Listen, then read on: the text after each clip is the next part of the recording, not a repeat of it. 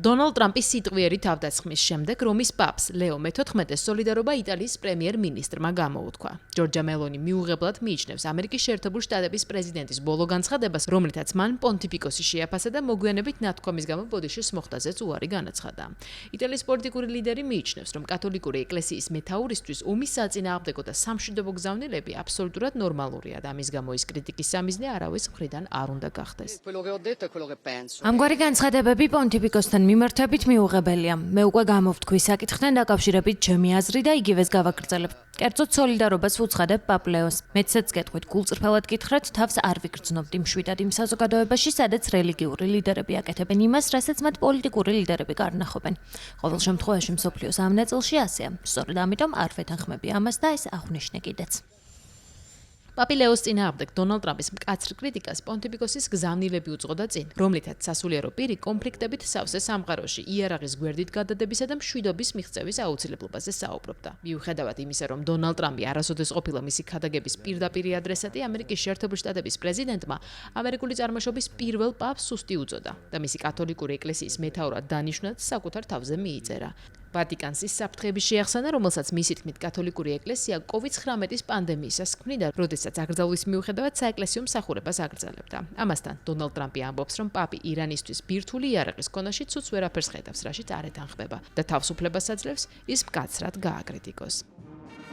ჩვენ არ მოგწონს პაპი, რომელიც ამბობს, რომ ნორმალურია ბირთვული იარაღის ქონა. არ გვსურს პაპი, რომლისთვისაც ქალაქებში კრიმინალი ნორმალური რამაა. მე ეს არ მომწონს, ამიტომ პაპი ლეონის დიდი ფანი არ ვარ. ის ძალიან ლიბერალური ადამიანია და მას არ აქვს დანაშაულების შეჩერების რწმენა. თავად პონტიფიკოსი ამჟამად აფრიკულ ტურშია, ალჟირში, კამერუნში, ანგოლასა და ეკვატორულ გვინეაში. დონალდ ტრამპთან დებატებში შესვლა არის სურვა, თუმცა ისიც თქვა, რომ არანაირი შიში არ აქვს გაავრცელოს სახარების გზავნილები და ეკლესია სწორედ ამას ემსახურება. მე გამოვთქვი ეკლესიის გზავნილი, ჩემი გზავნილი სახარებიდან. ნეტარ არიან მშვიდობის ყოფილნი. საკუთარ როლს არ განვიხილავ როგორც პოლიტიკურს. მე არ ვარ პოლიტიკოსი. მე არ მსურს მასთან დებატებში შესვლა. არ ვთვლი, რომ სახარებისეული გზავნილი იმისთვის არსებობდეს, რომ ზოგიერთმა ადამიანმა ბოროტად გამოიყენოს ის. მე ომის წინააღმდეგ ხმამაღლა საუბარს გავაგრძელებ.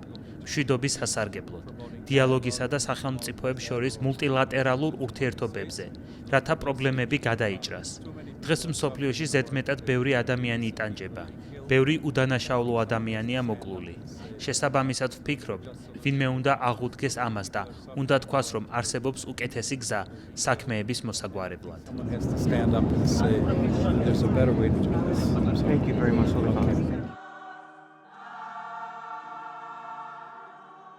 პაპი ლეო მე-14 წინააღმდეგ გამოთქმული გზავნილის შემდეგ პონტიფიკოს არაერთმა ლიდერმა გამოთქვა სოლიდარობა. საგულისხმო იყო ირანის პრეზიდენტის მასუდ ფეზეშკიანის სოლიდარობის გზავნილიც, რომელმაც ხვების მსგავსად დონალდ ტრამპი იმ ფოტოსურათის გამო გაგიცხა, რომელშიც პრეზიდენტი იესო ქრისტეს ასახიერებდა. ამერიკის შეერთებული შტატების პრეზიდენტმა ეს ფოტო მოგვიანებით იმით განმარტა, რომ ის წითელი ჯვრის ექიმს განასახიერებდა, რომელიც მსოფლიოს მკურნალობს. დონალდ ტრამპმა მედია არასწორ ინტერპრეტაციაში დაადანაშაულა.